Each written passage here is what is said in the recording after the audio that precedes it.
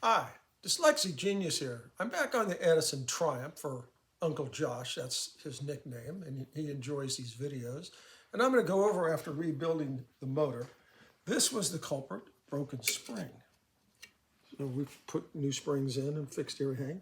Now I'm going to talk about product on Edison machines.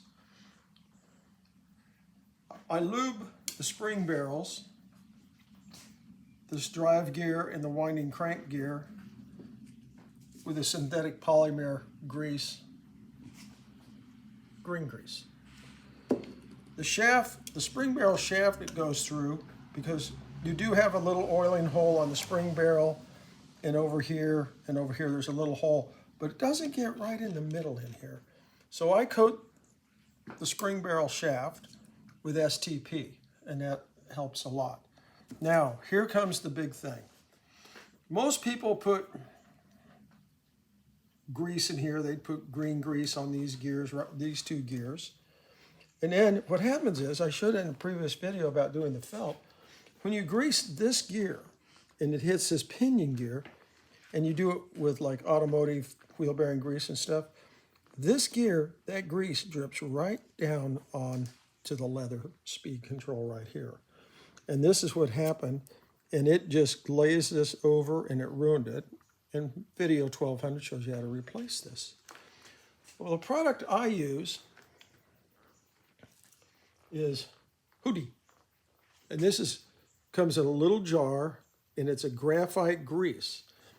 And what's cool about it is, it'll look like it's drying out here on the gear because I'm running on a pinion gear, this gear brass, that's what I use it for.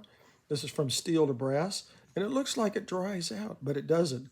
When you start the machine up, this will get glossy and start working on the gears. And this is the best way to do it. I oil all the pinions in here, all the running shafts with sewing machine oil. And then I put a little bit of STP on this gear. It quiet it down a lot. And if you do these properly, like this, it should be one crank and it should fire. There we go. And that's what it should do.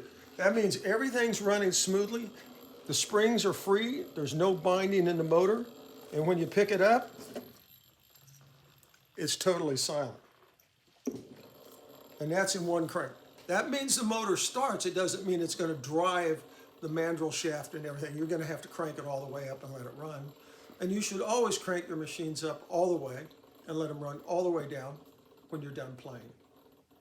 And that's my tip for the day.